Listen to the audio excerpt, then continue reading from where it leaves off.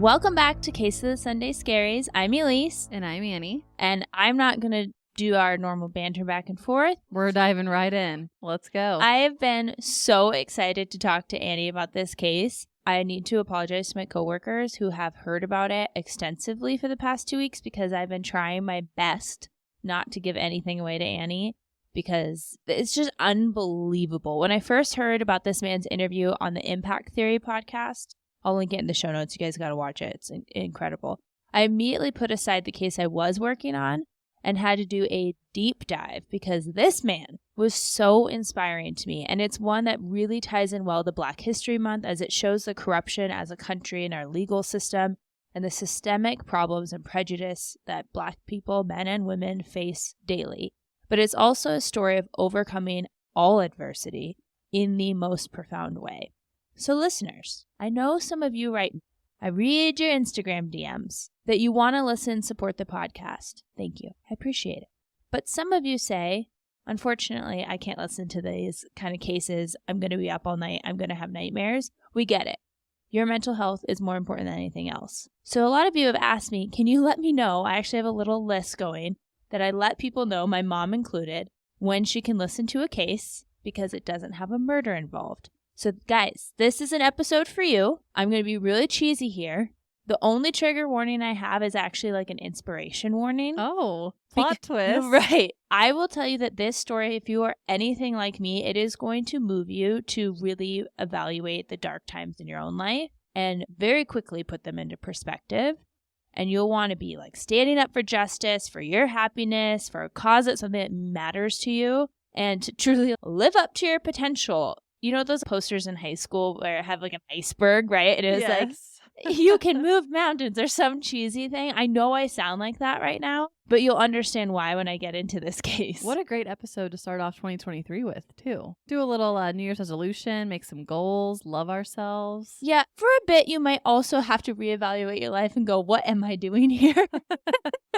Because I finished this case and went, wow, I could be doing more. So that's my trigger warning. You might feel overly inspired to take on your dreams. Trigger warning. Might do amazing things after listening to this podcast. Yeah, consider yourself warned, listeners. This case truly has it all. A corrupt legal system, a young Black man with every possible reason to give up when the system, as it often does, failed him, but with every single odd stacked against him, when no one else seemed to want to believe in him or believe him in general. He comes back and is the hero to not only himself, but others facing the same predicament he found himself in. There is an incredibly extensive list of resources for today's case, but I relied the most heavily on the book Marked for Life, One Man's Fight for Justice. I told Annie that she wasn't allowed to download it yet. It's in my Amazon cart. I will download it. I listened to it on Audible. It is an unbelievable book. It is written by the man that we are going to be talking about today. Obviously, his book is going to go into far greater detail than I ever could on just one episode of this podcast. If you want to know all the ins and outs, please, guys, listen to this book. I actually made the mistake, like I said, of listening to this on Audible. It's also read by the author. And Annie knows this about me after we've been doing this so long. I don't know what to do with the emotion of anger. So what do? I just start crying. Yeah, and shaking. Yep. My body just says, nope, this can't live here. We don't like this emotion. And then I just bubble it out in tears, and the racial prejudice and description of his experience made me so angry that I was a little late for work because I was crying in my car. It is beautifully written and just goes into great detail. So I will link that book below. I highly, highly recommend it. Today, we're going to be talking about the truly unbelievable story of Isaac Wright Jr.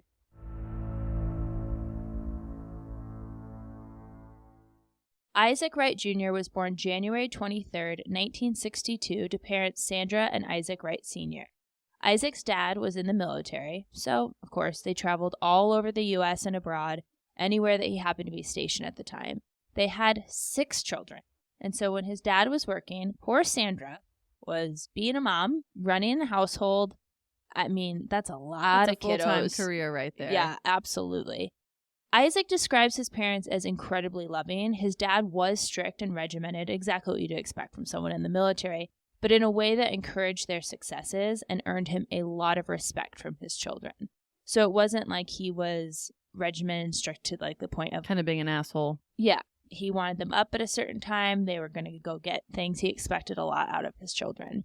Moving around obviously all the time was pretty difficult.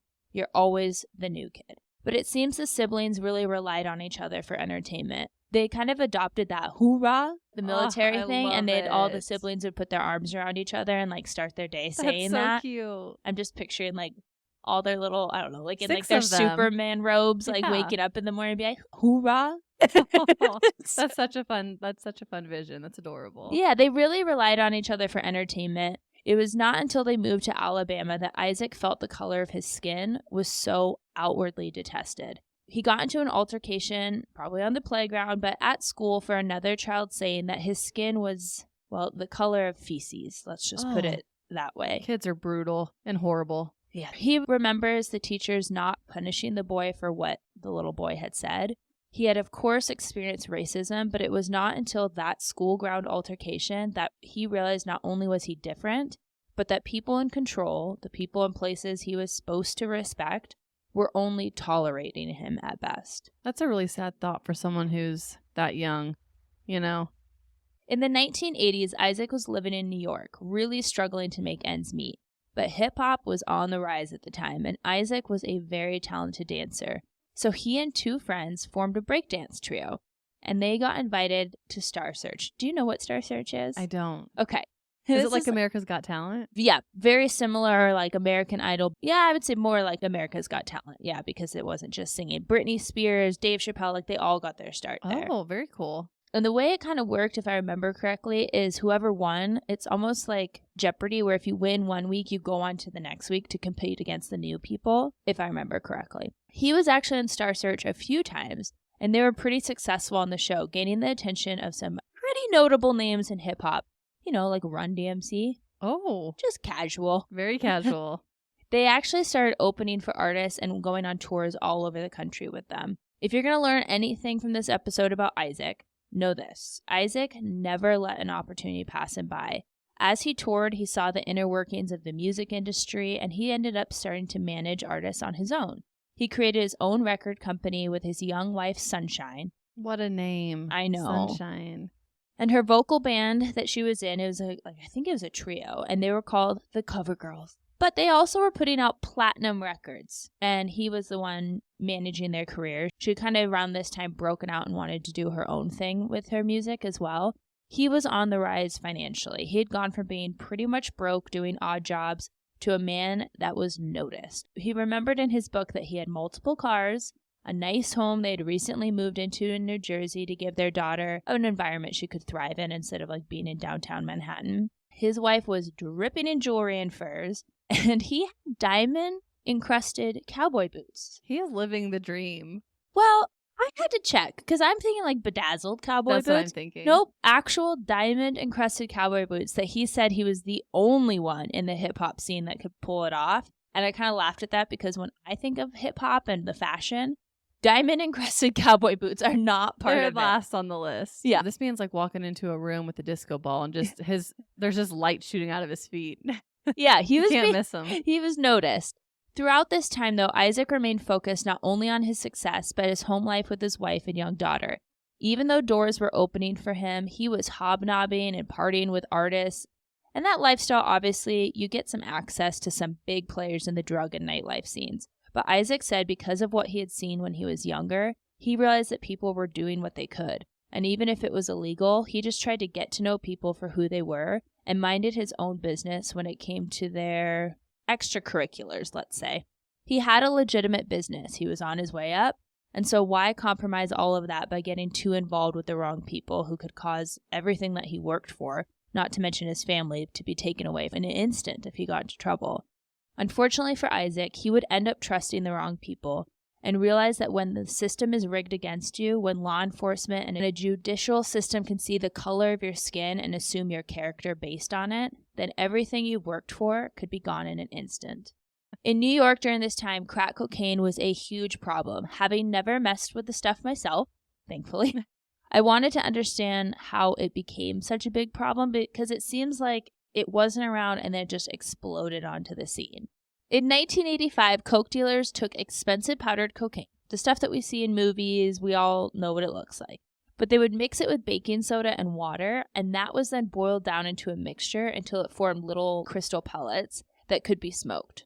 So now $1,000 worth of cocaine powder could be made into 280 vials of crack that could be sold for $10 a pop, making the dealers $1,800 on their $1,000 investment. Wow, that's a lot. It's Absolutely. almost doubling it. Really? So drug dealers could do this method, boil it down, and then all of a sudden they're not just selling to the rich, right, that have disposable money for, or, have already developed a habit for cocaine. They can sell it in these poorer neighborhoods. $10 a pop, it's just crazy. But here's the bad news. Well, all of this is bad, but here's the worst news. Crack vapor hits the brain in about 5 seconds. So you have this crazy euphoric release, but it's only going to last about 10 minutes. Making you want more. Exactly. Then you need another hit to get back to where you were, if not more after a while. And people were desperate for their next hit. By 1988, just 3 years after crack cocaine was introduced in New York, 40% of murders in New York were drug-related. This is 3 years, guys. Domestic violence was up over 150%, and more than 5,000 babies were born with severe problems and addictions because of their addicted mothers. Desperate women took to the streets to find Johns to trade their bodies for their next hit. People stopped reporting robberies and petty crimes because they knew the police force was so overrun with this epidemic and the destruction it was causing that they knew the police weren't even going to come. Wow, that's so sad and so dangerous. Right. I mean, you can tell how things went from 0 to 100 real quick. Well, right. And you think like, okay, if people aren't calling to report it, it's not just the people that are having these crimes done to them that aren't reporting it and know this information. Your like everyday robber guy is also going to know that the police aren't going to come. So things quickly escalated. The head of the police anti-crack unit kept a running total of arrests that they made. In 25 months, they arrested over 13,200 crack dealers, not users, dealers. Well, and think about in terms of like mileage, they're probably all fighting for territory. That's a lot of people who want to be number one. I'm trying to picture it because I think of New York now and I'm like, oh, the ice skating and Rockefeller and, Times windows Square. at Christmas and Times Square and the lights. And then you read it and he's like, you couldn't walk down the sidewalk without seeing these vials that were used for crack cocaine. They were just absolutely everywhere. Now you walk down New York, you're going to step on trash or cigarette butts or whatever the case. And he kind of compared to that. Like they were absolutely just littered on the street. That's a piece of history I've never learned. I can't even imagine. I can picture it though. If you think crack vapor only lasts about 10 minutes, there's 24 hours of the day. So obviously there's going to be all these empty vials everywhere because everyone's just constantly looking for their next release. And that release only lasts 10 minutes. And it only costs $10. Obviously, New York was in a state of turmoil, to say the very least. And the legislative response to this epidemic, well, we need tougher laws. Scare the crap out of people that are dealing the crack. In their rushed response, legislation passed the Kingpin Law. I was trying to make sense of all this legal jargon. I know one thing in life. I was not meant to be a lawyer because it was very confusing. No, I feel like after this episode, I'm going to pull up Pete Davidson and get like my co-host is a lawyer, like tatted on my bicep. It was a lot because you read not even a full sentence and then it refers you to a different case that you have to go look up and it's just this constant back and forth. So my hat's off to lawyers because that stuff's confusing. But to put it plainly, under the Kingpin statute, a person is a leader of a narcotics trafficking network if he conspires with others as an organizer, supervisor, financier, or manager to engage for profit in a scheme or course of conduct to unlawfully manufacture, distribute, dispense, or bring into or transport any controlled, dangerous Scheduled 1 or 2 substances. So we're talking like hard narcotics here. Upon conviction, a person has to be sentenced to a life imprisonment during which they are not eligible for parole for 25 years. Wow, they're hitting everyone. Like if you're even semi-involved in this, because you talked about even the financiers. So the Kingpin is the top of the top. So they need to have people saying, yes, this is the boss. This is the head person. Are they trying to get those lower people to rat them out? Just wait. Okay. The biggest thing, though, I think they were trying to say, like, we're going to set this precedent that if we get you and you're part of this underground system of getting these drugs into New York, we are going to put you away forever in hopes that other people are watching this and going, okay, we don't want to mess with that. We're done. Right. Because this isn't like a 3 strikes you're out policy. If you get arrested under this statute and you're convicted of kingpin, no matter what, life imprisonment, 25 years minimum. And obviously, if you're getting arrested for a kingpin statute, you probably have 500 other things you're getting arrested for, like little petty crimes underneath that's going to tack onto that. It's basically a life sentence. Wow, that's harsh. I mean, I get why. They had no other choice, really, but I'd stay far away from all that. Yeah, no thank you. Well, we'll stay in this room. I'm not going to be drug dealing. Although I did get some crumble cookies today that I will share if you ask nicely. I definitely need a crumble cookie. Unfortunately, in their haste to get these bigwig drug dealers off the streets and have laws and consequences that would hopefully scare people out of dealing, they really did not do their due diligence in writing the law. One of the main things I want you all to know is that the problem here was you didn't have to have that much evidence for a conviction. They simply could take the word of other witnesses or those convicted alongside the quote-unquote kingpin. He's the boss. Any underlings, if you will, could be, like you said, potentially turned on him for lesser sentences. That can get real It's sticky. all hearsay. Mm-hmm. There is a reason, in let's say a murder trial, they're going to get as much physical evidence that in theory can't be compromised, right? It's not as subject to human error. That's why they say eyewitnesses and murders and stuff. A lot of times they don't even have them go up on the stand because you don't know. Maybe they saw something. They come with their own biases, prejudice, all that kind of stuff. But when you think that these other people who are testifying are most likely themselves facing jail time, it opens it up to what in the world would people not do to get a lesser sentence? And reasonably so. A full game of whodunit. And it wasn't me, but it was him. And it's like everyone turning on each other. Unfortunately, Isaac Wright Jr., despite never dealing drugs or having a history or personal use with drugs, would be the first man charged in the state of New Jersey under the new Kingpin law, a law that, again, carried a mandatory life sentence. So how did this happen? Yeah, I'm like, how did our boot-scooting boogie Sunshine's husband get involved in this? It's a long and twisted story. There is so many elements to trying to figure out who did what, who said what, all of that. And that is why I'm going to go back to his book. He paints the narrative of every single person involved in this and is able to, obviously it's his story, weave it into what he found out about each little person. But I'm just going to keep to like the gist of the story. So he had a business partner named Carlos, and they had a cabinet and furniture fabrication shop. I'm not sure how you go from like music to that, but he was multifaceted, okay? He was. He had his hands in a lot of little buckets, which is a smart businessman. And truly, like he wanted multiple streams of income. This is someone that came up from nothing. And when it came to Carlos, it seemed like he was kind of thinking that he was helping Carlos out. Carlos had a whole crew of people that apparently did beautiful work, but were new to America or maybe didn't speak English all that well and it would be hard for them to get jobs. Like he was just thinking he was doing something really great. He also knew Carlos had some shady business dealings. But as I told you all before, if it's not his business, it's not his business. So as long as those two never cross lines, he didn't care, right? He's not the one doing it. So like, go on, Carlos. Oh, I have a feeling I know where this is going. But they had a legitimate shop and he and his wife were going to go meet up with Carlos to get some designs for an upcoming build. Carlos seemed to have been blowing him off, even kind of stalling a bit. And so when he finally got in touch with him, he drove with his wife in his car an hour away to Carlos's neighborhood to meet up with him. So he's sitting in his car waiting on the street for Carlos. Time is going by. No Carlos. More time's going by. No Carlos. Now Sunshine, she is on her solo career journey right now. So she wanted to get back to the city, get to the recording studio, so she's pitching a little bit of a fit. Well, he's in his car waiting, and all this time is passing, and finally he notices another vehicle that's parked. And the driver was seeming to be crouched down in the seat. An odd sight, obviously. Kind of like hiding from, like this driver does not want to be seen. Driver does not want to be seen, but the thing that made them notice the car initially is the brake lights were flashing, and they were like, what the hell's going on with this car? Because they don't see anyone in it. Oh. Do a little swoop-de-swoop drive-by, see that someone's crouching on the floorboard, basically. So part of their body was hitting the brake light. So we have a bad spooker. Like he's not good at his job. I don't think he's now. 007 here, right? But then it hit him.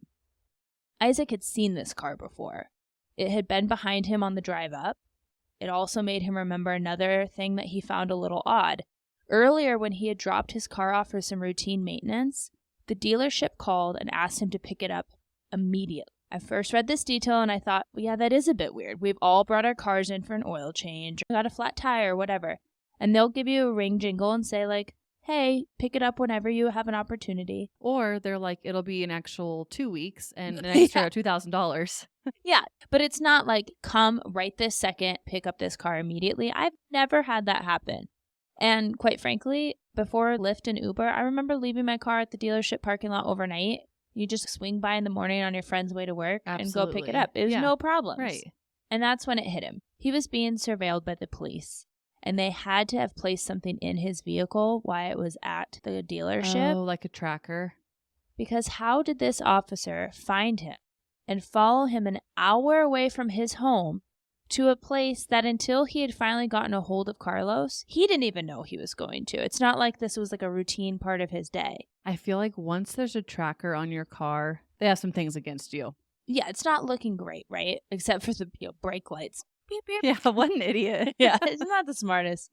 So he figured in that moment, since he had not done anything wrong, they're after Carlos. Oh. And they're using him kind of bait to like get Carlos out. Now he has a bit of a struggle. Does he leave and not get involved himself? Or does he stay and warn Carlos? Because here's the problem. If he stays and tells Carlos, maybe Carlos can get away, no big deal, but the police are going to be like side-eyeing him, right? If he leaves and leaves Carlos like a sitting duck, basically, to pull up and then the police descend on him without warning him, anything like that, then these are two men that grew up in the streets, right? There's going to be some problems there. Loyalty is gone. You've now just hung out your friend to dry, basically. And you look like a coward. Tough spot to be in. Absolutely. So he decides, I'm going to stay. And when Carlos pulled up behind him, he left his vehicle, didn't want his wife involved in this. So he walks up to Carlos's truck. What the hell you got going on here, dude? There's a cop, look he over keeps hitting his brake lights. Yeah. You won't miss that card. Right like, there. Look over my left shoulder. He's right over there. And saying, I think that there's something in my car too. Like they're surveilling you. Carlos thanks him. And as he's walking back to his car, he's like, oh, wait, Isaac, don't you need those plans? Right? For these cabinets that he was doing. And Isaac's like, oh, yeah. And he walks back up to the truck. Carlos again thanks him. And then tosses out of his window a tightly wrapped bundle to Isaac. A handoff right in front of that cop. Obviously, these are not cabinet plans, or we would not be talking about this case today. Maybe we'd be touring his mansion because he was on his way to some really big his things boots here. Would be in the Hall of Fame. Yeah, exactly. I can't get over his boots. I know. I want to see them. I was looking for pictures. I couldn't find any. But it's not obviously cabinet plans. Carlos had tossed him a wrapped bundle of cocaine, a large amount of cocaine. Isaac processes this as it's kind of in the air being handed off to him and then just drops it on the ground, right? He wants nothing to do with this. And probably felt so betrayed in that moment. Like I stood back for you to give you a warning. Right. And now you're tossing me cocaine. And he's thinking like, I have no part in this shenanigans. It's like a hot potato. Like, absolutely not. I don't want any part of this. I'm trying to be a good friend to you. You're the one doing some shady stuff. I would be having some words, I think. But before he could get any words out, he's hearing sirens and cars screeching to a halt around him and the police officers in plain clothing shouting, get on the ground, get on the ground. Isaac has absolutely no clue. He's like, okay, well, maybe they're taking Carlos in. They saw this handoff. We'll get this all figured out is probably his like just split second thought. It probably only was his split second thought because they pushed him to the ground, handcuffed him, ripped off his prize bedazzled boots. No. Not the boots. I know. I don't know why they did that. Like, why are they assholes? Maybe because if he kicked him with boots on, it would hurt or something. I don't know. But a group of 5 or 6 officers proceeded to beat this man in the middle of the day. With his wife watching. In the middle of the street. And you were right. Yes, another officer had dragged his wife Sunshine from the car and forced her to watch this brutal beating. He remembers officers just saying, not his face, he has to take mugshots. Like they were just getting off on this. The fact that they're even thinking about, we don't want anyone to see how badly we're beating him, so don't hit his face. But keep in mind here too, like it's 2 things at once. Don't hit his face because then it's documented. But also, they felt so comfortable in assaulting this man who, again, innocent till proven guilty, right? But why are they so comfortable in the middle of the day In like a neighborhood, right? beating? Yeah. And they are just brutally beating him, kicking him, punching him. They used plenty of racial slurs that I am not going to repeat here, but you can just about imagine. And when he was finally beaten, broken, they put him into the back of a police vehicle. I had to stop here because hearing his account, it almost sounds unbelievable. Unfortunately, we know that the police brutality is not the unbelievable part here, right? We see it every day, especially with the rise of everyone having cameras. And we know that this is something that is an ongoing huge problem and it's inexcusable. So that's not what I'm referring to when I talk about unbelievable. What I mean is if you've ever watched an episode of Cops, bad boy, what you gonna do? What you gonna do when they come for you, bad boy? Yeah, that. But that was pretty good. Thank you. You too, friend. Anyway, we're getting off topic. So the thing that I found unbelievable about this is if you've watched that show, you've seen it on every episode. They search someone's car or their clothing and they find drugs. And what is the very first thing out of the person's mouth? Yeah, wasn't me. I didn't even know that was there. That must have been my friend Bob, Brian, Bob, Dwayne, whoever. Yeah, he borrowed my car. And oh man, I'm going to be so mad at Bob for taking my car. Right? That's like, it's not mine defense. It never works, but they keep using it. And that's the part I kind of found unbelievable about this when I was reading. I'm like, wait a minute, your buddy just like threw you a bag of cocaine. That seems a little weird because it also shows that he was in possession of it. Wouldn't you try to hide it or tuck it under your seat or whatever else and like speed away? Because these officers are in plain clothing. There's not guns drawn at the vehicle. Right. Isaac literally dropped it and was like, I do not want this. Yeah. Clear as day. So think of yourself in like a jury's position or in anyone's position that's hearing this. You're going to go like, okay, so you go out of your way an hour to meet up with your buddy for cabinet plans. Right. It sounds and pretty you end up unbelievable. with, he just happens to throw out his window. You're not there for a drug deal. It wasn't just that you got caught. He threw out of his window a big chunk of cocaine, which costs a lot of money. This isn't crack cocaine we're even talking about here. This is like the good stuff. The pure. And he just throws it out to you, and you want me to believe that you had no part in this whatsoever. I wouldn't believe that. I wouldn't either. I told Annie when I was letting you know that I was covering this case that there is so many times during it that if this was a movie script, you'd go, oh, they added too much.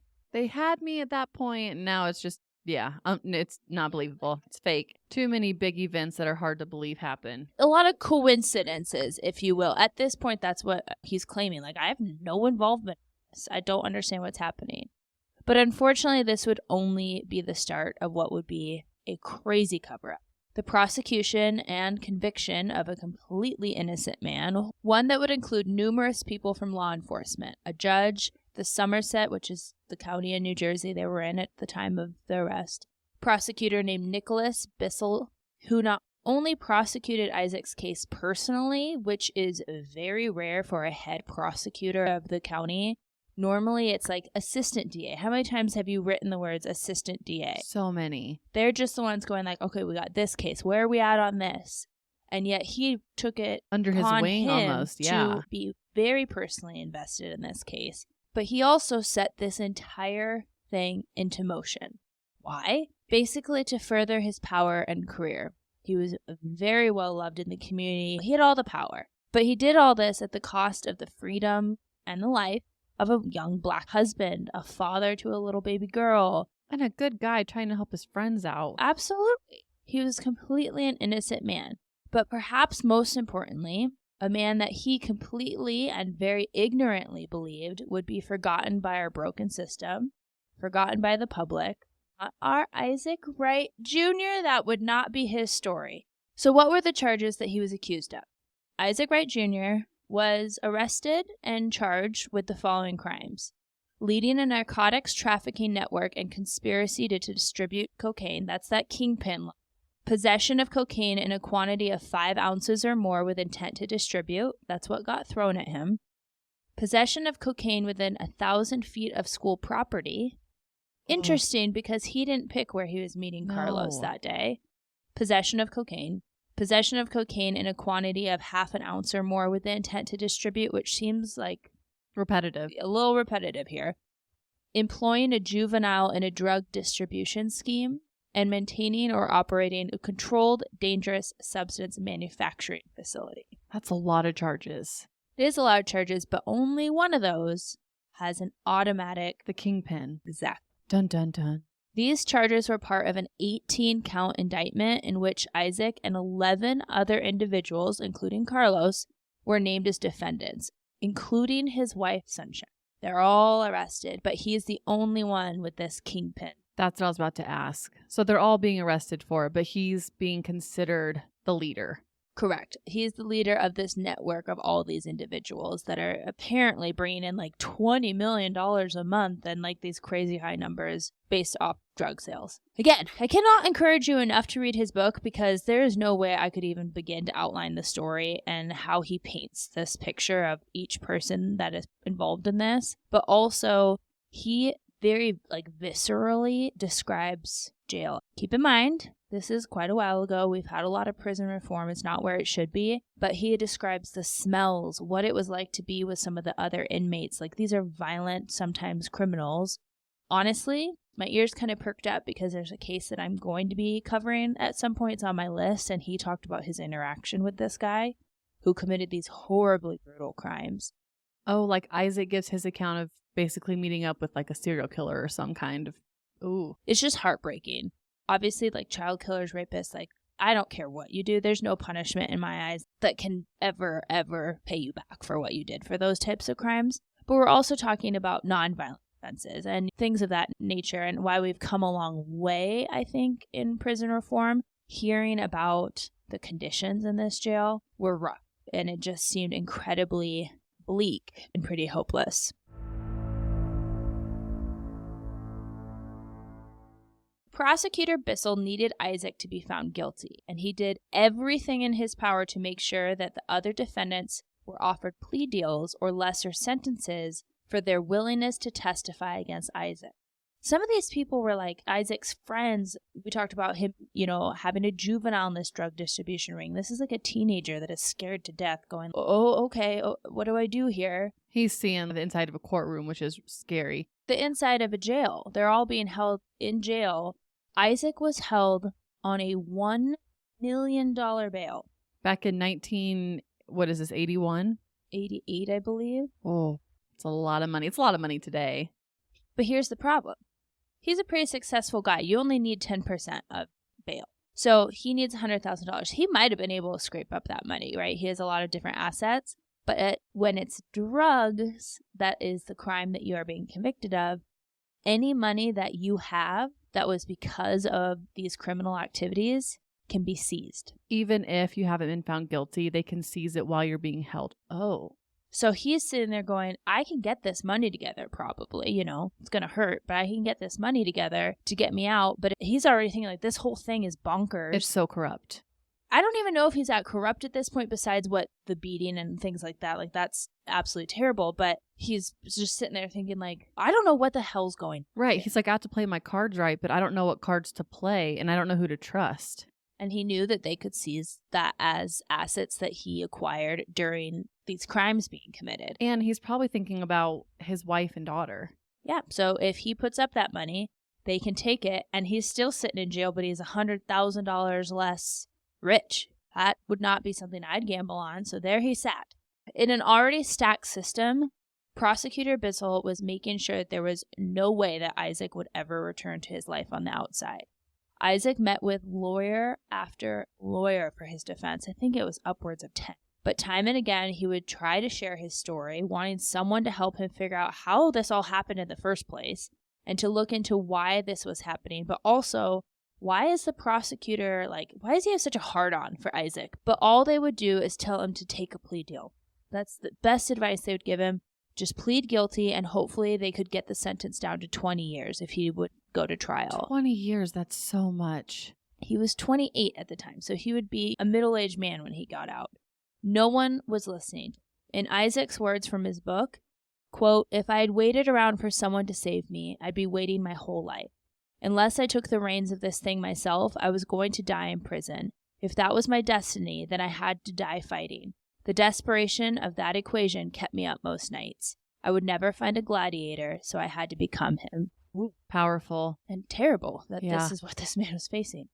Isaac filed a motion, and with everyone telling him that this was the stupidest thing he could do, he was absolutely guaranteeing that he would lose his case. He filed a motion to represent himself pro se. I'm shaking my head no.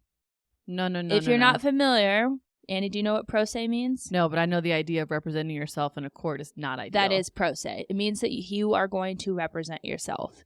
The judge constitutionally can't deny him this right, but he did take some precautions to make sure that Isaac understood, like, this is a terrible idea. Like, you did not go to law school, Isaac. Exactly. And I mean, I was trying to read motions and all this crap, and my head was, I'd take a Tylenol. It legitimately hurt. My brain was fried.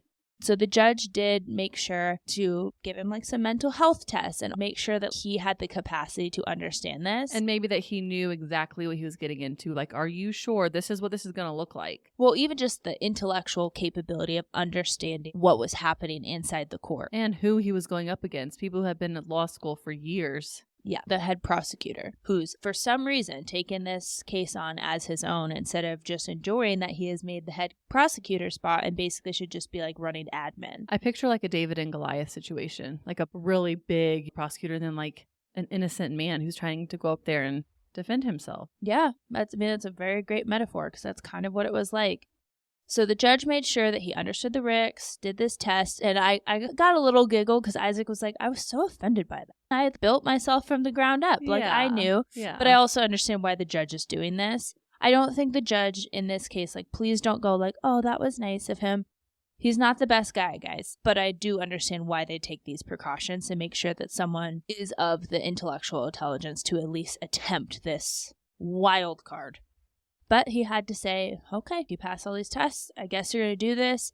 But he did add a condition to it. And that condition was he had to have a defense attorney as his co-counsel. So that if he got stumbled up or whatever else, the co-counsel could step in or could help explain things to him. And Isaac in his head was like, fine, whatever on paper you want to say, but this man ain't doing squat for me. Because is Isaac going to question like Carlos and everything?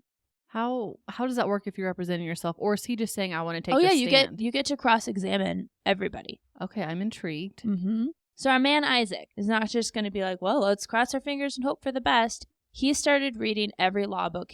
He studied around the clock. And I am not exaggerating when I say that, guys.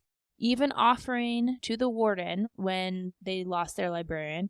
He goes to the warden and says, I'll be the jail librarian for free if you just keep this library open. And the warden's like, all right, buddy, whatever. So this kind of worked for Isaac in two different ways. Obviously, he began to form his defense, but it also kept him out of his jail cell.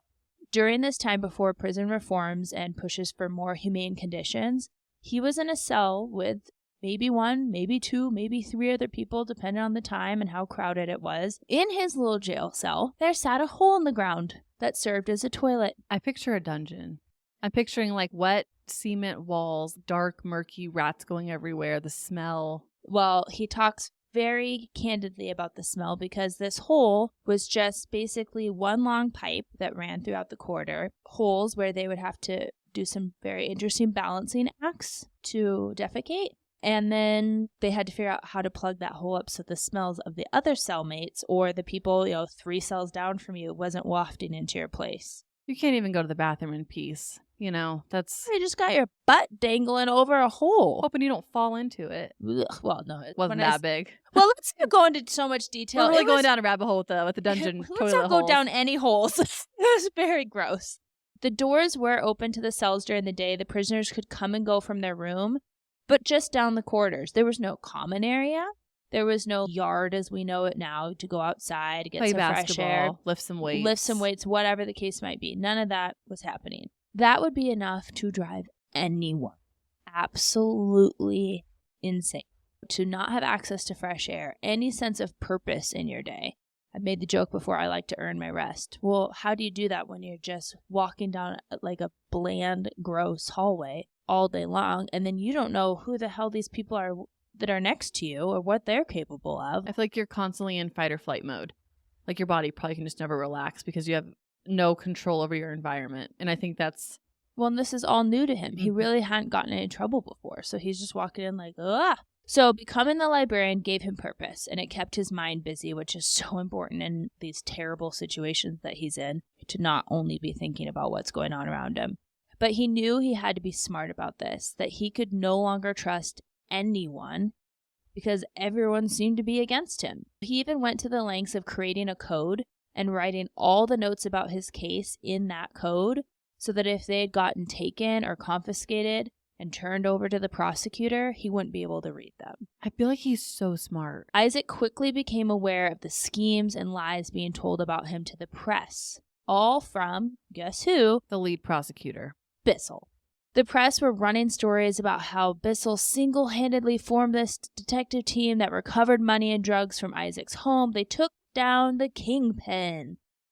Funny, that never actually happened. Isaac found out that there was inmates put specifically in his ward and told to mess with him, to intimidate him, in exchange for special privileges or leniency on their sentences. Again, all of this was promised by Prosecutor Bissell. So 2 years goes by.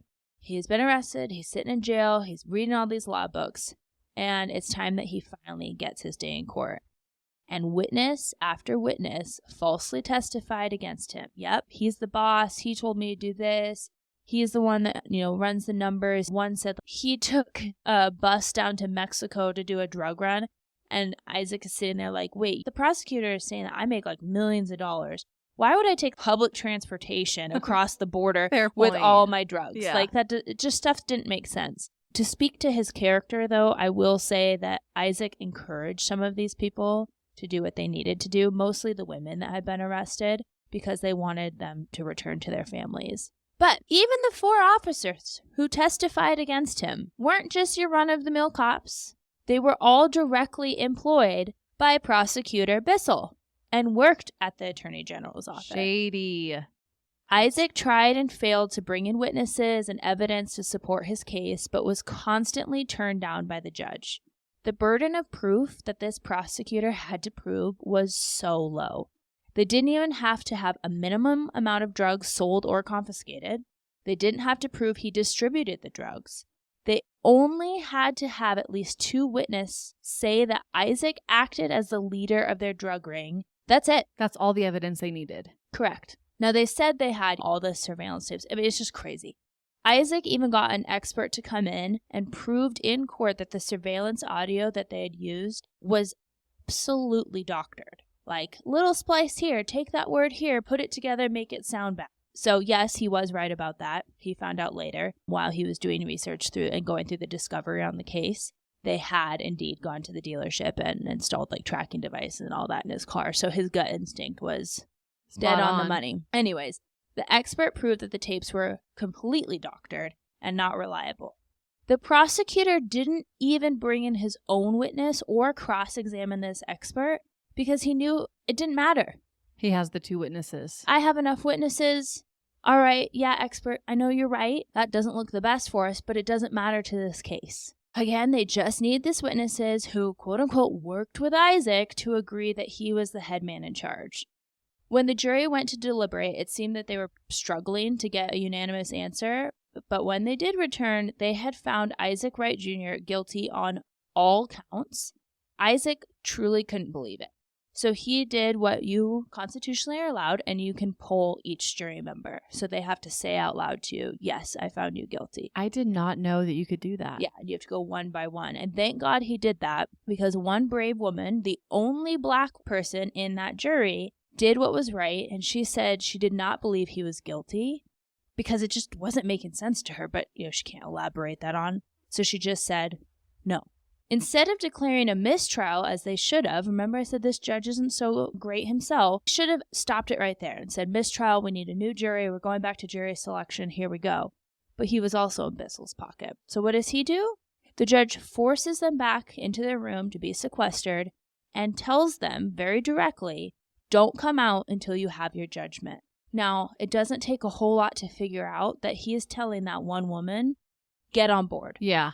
And shut your mouth. She would later say that she was very, very intimidated, even by the other jurors, probably. Yeah. When the jury returned, they had found Isaac Wright Jr. guilty on all counts, yet again. He was sentenced to life in prison per the Kingpin law, but an additional 72 years for all of the other convictions. So Isaac Wright Jr. was basically sentenced to carry out the remainder of his life in prison, never to reunite on the outside with his little girl or his family, all of his siblings. He would die there. So he goes right back to work. He's like, oh, absolutely not. I see what they're doing now.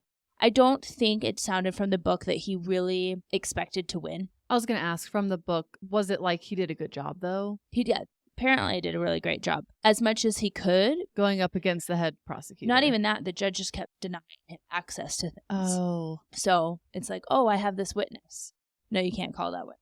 Well, I want to, do this. No, we can't do that. And the judge technically can do that, right? Yeah, they can say you can put whatever into a case or, not allow it. So he goes right back to work. He studied law in prison for the next 5 years and used his knowledge to work with a prison organization called Inmate Legal Assistance, where he acted as a paralegal for other inmates. Very cool. Incredible. He's like doing a lot of really good work. If someone had an infraction while incarcerated, there Isaac was in his little suit, standing up and literally acting as their lawyer, not in a court trial, but in these smaller, infraction cases. So for him, it was more of like he goes up to the prison board. Right. With the warden and a couple of and he's representing the... Exactly. Okay. But he also would get involved with some other people's cases depending on who they were and what they did, right? There's some people that he was like, I'm not helping you out, bro. You're guilty, bro. Not even that, but just these despicable crimes. That he knows where to draw the line. I'll share a table with you, but that's where this friendship ends. No, thank you. But he started really looking into some other people's cases and would write motions for them to give to their defense attorneys. So he's acting as a lawyer, but kind of behind the scenes. It's incredible. And we all knew that this man was going to appeal. Of course he was, right? He outlines throughout the book that he had to practice patience, waiting for more information. At this point, he has now been in there for 7-ish years, a little less. He needed to gain the trust of the warden, to gain the respect of other inmates through his representation of them, so that he was safe in prison and could focus on his case. This is a dark-skinned black man sitting with the Aryan Brotherhood, and he would say some would get up and walk away, but no one would test him because they respected what he was doing, even if they couldn't respect the color of his skin. So because he himself was obviously judged and it was assumed who he was based on the color of his skin, he has now developed this network in prison where that doesn't matter because he's helping everyone out with their cases as long as it's not, a violent thing. So it was really interesting to see how he used education as power, I think is the best way to put it. That is super cool. I see what you mean. This should be a movie because I can picture it in my head, him walking around to the tables, sitting there, just keeping the peace kind of. Well, he's also said he was testing. If you sat down in one area and you notice some shiftiness or whatever, it was okay, I need to help someone in this community so that I'm safe. Street smart and book smart. Yeah, it's crazy. But I think the underlying part of it is instead of using violence to gain respect, he literally used education, which speaks volumes considering the people he's gaining respect from probably are used to violence as their only way of gaining any notoriety or respect. I just went off on a tangent. Okay. So he not only needed to appeal his case, but he needed the time and basically the insider knowledge to prove that prosecutor Bissell and those doing his bidding throughout the legal process were not only corrupt, but that the case against him was one giant orchestrated conspiracy against everyone who has all this respect innately or through their job or through the color of their skin. They demand respect, right or wrong. That's what he was up against. And here he is sitting there being it's all made up. Yeah, it's a losing battle for him. Yeah, it just sounds impossible. Basically, this was a conspiracy to let one man take the fall for the benefit and power of one prosecutor. He needed precedent, something to point to during his appeal. Are you familiar with what precedent is? So when you're in court, let's say that you have a case that the law says, God, I'm not a lawyer. Okay, the law says you did this bad thing, you get 5 years. But you have maybe a self-defense claim or something like that that makes it kind of a gray area. Okay. Then precedent is when you point back to a case where it was similar to yours and the ruling was different than what the law says. Oh, I do know that term. I use that term you're setting a new precedent or whatever. Right, okay, exactly. Okay. So it's like, oh, this has been done before, and I'm going to refer to when this was done to help me out to show that I should also be let off the hook for this because of this gray area. Got it. But where do you find legal precedent if you're trying to overturn a case where he's the first person arrested for this? So again, you be patient and you create the precedent. How does he do that? Well, he found another case of a man incarcerated in the same jail that also was arrested under the Kingpin law. He might have been the first, but he wasn't the last. And he began offering this guy's defense team help to attack the jury instructions during the case. Here's what I mean by that. Stay with me, guys. I'm going to go into some legal jargon here, but stay with me. I'll break it down as simply as I can, or as simply as I understand it, which is elementary level. All right, so he brings up all these points that we've discussed. The ridiculously low burden of proof, that it was in direct contrast to the law's intent of who should be charged and convicted as a drug kingpin. If the law is made to take these big, high, powerful drug dealers out of there and hopefully get all the people, if you think of a pyramid scheme, Yeah. here's the kingpin on top, and then you have all the people connected underneath. Mm-hmm. You need to get the guy on top, right? That's the one that's making all the decision. But yet, when making this law, it's not in alignment with what they are requiring to prove such that he's a kingpin. Does that make sense? Yeah. So he brings up low burden proof. He brings up that this law is in direct contrast to what the intent of the law was. He's basically saying I support the law. Sure. But I'm not it. Not only this isn't about him. He's doing this for another guy. The other guy's defense team is yeah, actually, this makes sense. If you're going to prove someone should get a life sentence, even if it's their first arrest, we need more to prove that this is who it is. And even the jury should have more education on what they're looking for, of what a kingpin is, because that was never explained to them. It just is a big kind of scary It's just kind of word. a fun buzzword. It is. Yeah. And guess what? In the case of the state versus Alexander, the defense that Isaac had laid out worked. Not only did it work, but it changed the kingpin law. Wow. That's impressive. So not only did he create precedent, he created a change in law from inside prison. I feel like people try and do that today, and it takes them, it took him a long time to learn that, but it takes years to get a law changed. Right. And it's not like they said, okay, no more kingpin law. They just changed some of the little... We'll tweak it. They made amendments to it to make sure that the jury knew what they were talking about, that there was different burdens of proof. So it's his time. He has created the precedent that he so desperately needed, and it was time to use that new law and its instructions around the burden of proof and jury instructions to get his appeal. He got it. His life sentence was immediately turned over based on the law's change, but he still had 72 years for all the other crimes. So the kingpin law, they're like, yep, you're right, this doesn't line up, but buddy, you still have all these other drug charges, so you're still going to be sitting here for a while. So what does he do? Time to go after Bissell. Oh, he's going for the big dog. Oh, take him down, Isaac. I believe in you. Pretty much everyone else. He had gathered evidence not only of how Bissell had directly manipulated witnesses into providing false testimony, but this man was shady as all hell, even outside of the courtroom.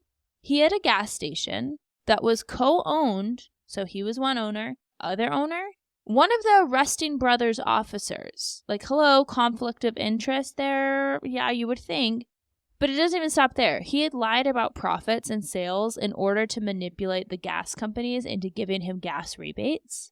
He wasn't claiming any of the cash from his store to the IRS. A lot of fraud going on. Lots of fraud. Bissell, we're looking at you. You guys, you have to read the book to find out how I got some of this evidence, because I don't want to spoil that part. But I'll just say karma is incredible, and it came back to serve him very well, because someone who he helped early in life ended up finding out the dirt nasty on Mr. Bissell. I love that. Bissell even threatened to plant drugs on one of the gas delivery drivers to his little gas station, because the driver had mentioned the discrepancy from the sales and these rebates. And he's like, you say one more thing and I'm going to have you arrested and there will be drugs in your vehicle. What an evil person to use your power like that. Absolutely terrible. So wrong. Did I forget to mention, he also skimmed some for himself, a lot for himself, when cash was confiscated from a crime scene. That does not surprise me. This guy seems so sleazy. At one point, they even said he got one guy off by having him give him 20 acres of land that he wanted. It's just, I mean, he was the worst. This man was dirty through and through. He had made his way to the top not on his own merit, but by using whatever power he had in that role at the time to manipulate and bribe those around him. Even sending an innocent man to jail in order to gain the notoriety and power in the press of being the prosecutor that was making the streets of New Jersey safer. So armed with this evidence and some of the witnesses and in the original case being willing to now recant their statements and explain in detail how Bissell had bribed them, Isaac filed a motion with the trial court for a post-conviction relief or PCR hearing. I had no idea what that meant, but Google tells me it just means that when someone's convicted of a crime, this is when you can ask the court to throw out the judgment or the sentence. Usually it's when it's based on new evidence. Got it. So now we're in the year 1996. Isaac was granted this hearing, and one by one he exposed all of the police and prosecutor Bissell's dirty deal. And he had one more ace in his pocket. This man knows how to read people, apparently, because he remembered that during the police officer's initial testimonies, only one of the men seemed to stick out to him as not being comfortable with the lies he was telling.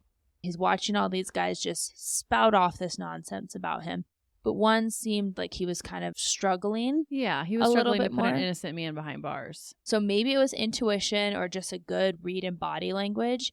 He figured his best bet was to try to get Detective James Dugan to confess. That he lied on the stand and that Bissell was... And this is a detective. In action, hasn't retired. He is still part of the force, and he is also one of Bissell's detectives.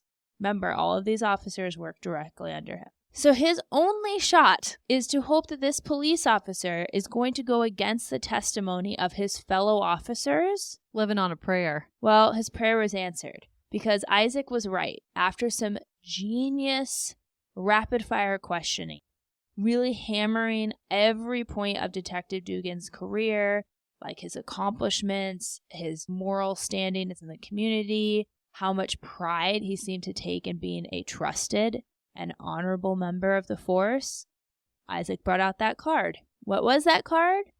A memo that had been discovered that was written by Prosecutor Bissell to the arresting officers, basically telling them what to write in their reports about the arrest and the search and seizure of Isaac's home and what they found. And Detective Dugan, he broke. Because there on that memo, he had signed an agreement. Bissell was an idiot and wrote, "When you have completed this task, sign your name and pass it to I don't know why they did it this way, to be honest, as an in-office memo. You think you could just ask. But he wanted to make sure they all had the same story. And it was okay, when you're done and you've completed this, then you give it to the next one under you. It's very elementary school, pass a note, yeah. Pass a note, pass a note. Yeah, pass this over to Annie. Don't read it. Right. Idiot. And actually, Isaac had found this months earlier when Bissell kept refusing the court's request on Isaac's behalf that he have access to discovery. So finally, Isaac petitioned the court of I'm going to the prosecutor's office. I'm leaving jail. I'm going to the office. I'm not going to bother him, but just give me access for one day to make copies and all that. And that memo was kept. Well, he walked into the room. All the boxes are unmarked. They basically try to screw him over and just filled with paper. And he just so happened to find this tiny little memo way in a stack, like a needle in a haystack, basically. Can you imagine the face on Isaac whenever he saw that? He's I hit the jackpot. Well, not even that. Can you imagine the face on Bissell when he's sitting there oh shit. Yeah. So Detective Dugan had signed this memo. He knew he had signed this memo, and he breaks down. And to his credit, he apparently was overcome with emotion and said that this had been so heavy on his heart. And he didn't stop there. He just kept talking. He started to not only confess to his own misconduct, but to all of Bissell's bad dealings and the conspiracy that Bissell had created to ensure Isaac's conviction. So he's I know about the man that he sent into prison to intimidate him. This is the most wrong thing I've ever seen done. I'm so sorry. He's just sobbing. Meanwhile, Bissell's looking for the closest emergency exit. I think you'd take a window at that point.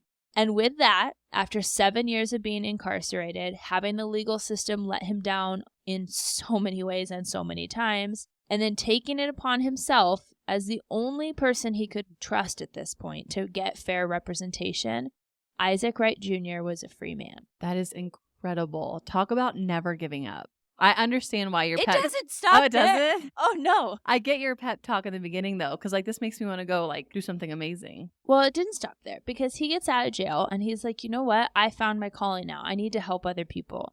So Isaac enrolled in college and completed his bachelor degree in 2002 and then went on to finish his law school, graduated from Thomas Edison State University in 2007. Unfortunately, this was a pretty new territory for the board, and Isaac spent the next 9 years having every aspect of his life investigated by the New Jersey Bar Committee to ensure that he was a man of good character and standing so that he could practice law, because they were like, wait, but you were in jail, like you must have done something wrong. They wanted to make sure that they were letting the right people in, like To practice, to be a okay, lawyer. Okay. Isaac Wright Jr. is the first and the only person in the entirety of the United States and all of its history to have been sentenced to life in prison, secure his own release and exoneration, and then be granted to practice law by the very same and in the very same court that had condemned him in the first place, is where he was sworn in. That is incredible.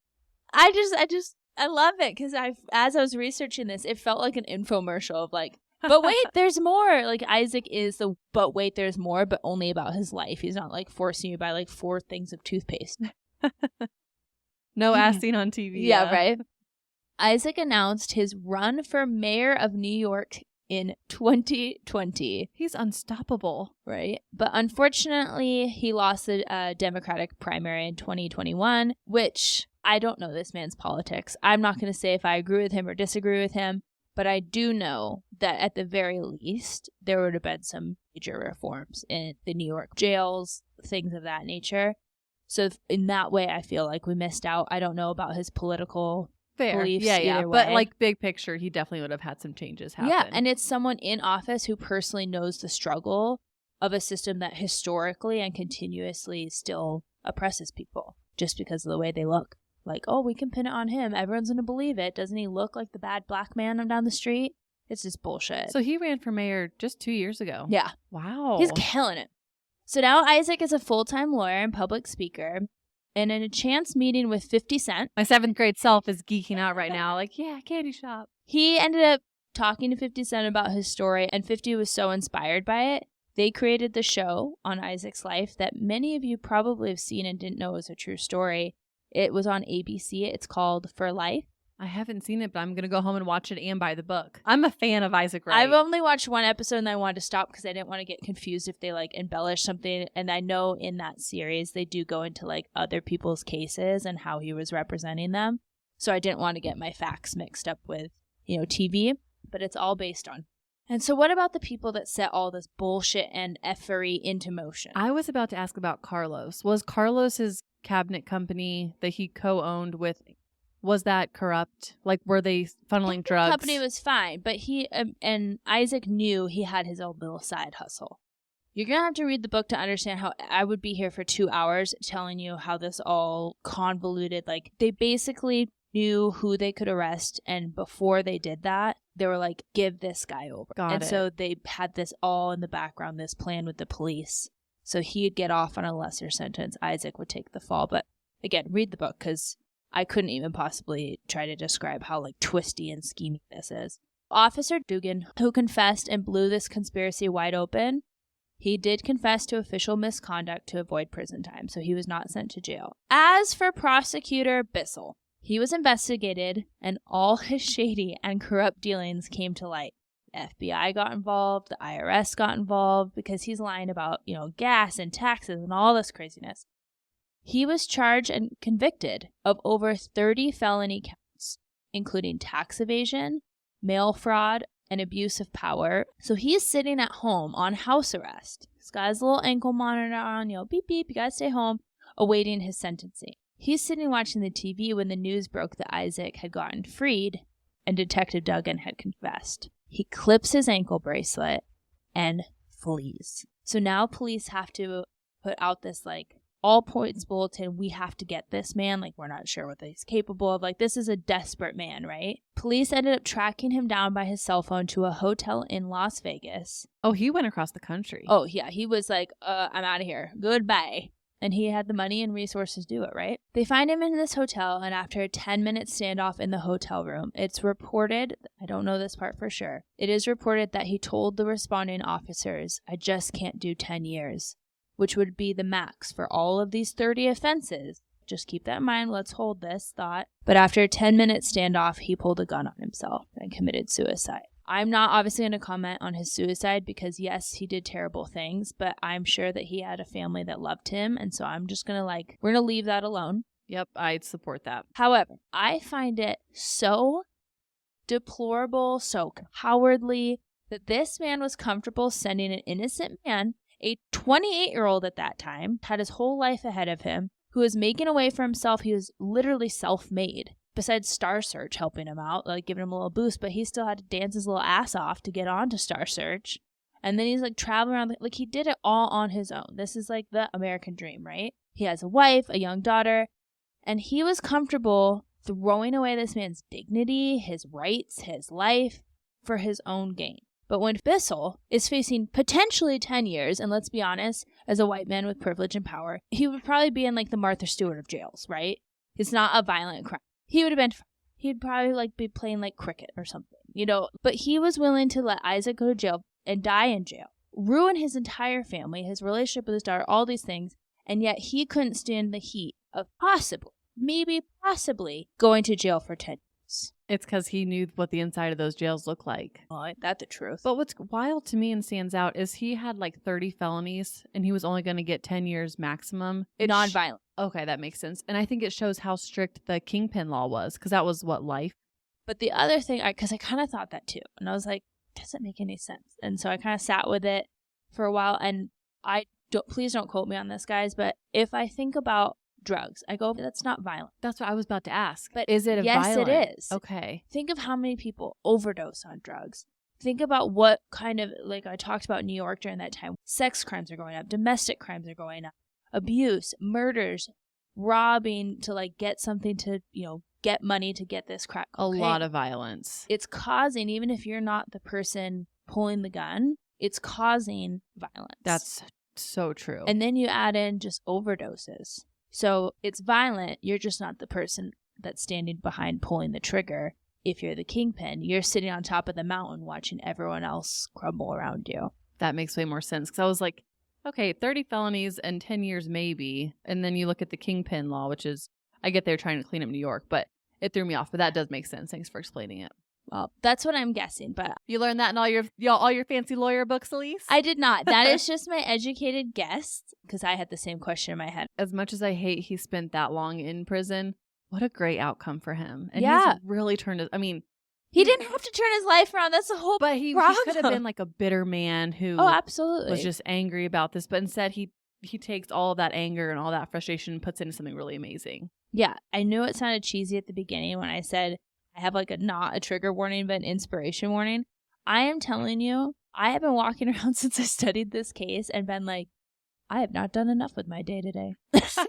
And even texting me I'm so excited to tell you. And it has been weeks you put into this case. Yeah. You put a lot of time into it. I did. And then I also put a lot of thought into what more I could be doing with my life. What should I do next in my career? I think you should become an author. Maybe someday. But friends, as always, we want to hear what you think about this case. Please watch the show, support his book. He does public speaking. Go listen to this man speak. He is so well spoken. My everything goes off to this man who literally overcame every obstacle that we as a country have tried very hard to make sure that he couldn't, and he did it. And then he went and helped others. Okay, I'm done gushing. Also, if you ever hear this, you're my hero. Okay, anyway, now I'm done gushing. I am. As you should be. Well, friends, as always, you can find us on Instagram, A Case of the Sunday Scaries. And if you would like to support this podcast, please check out our Patreon page where you can get exclusive content early and ad-free. We thank you so much for joining us, but as always, until then.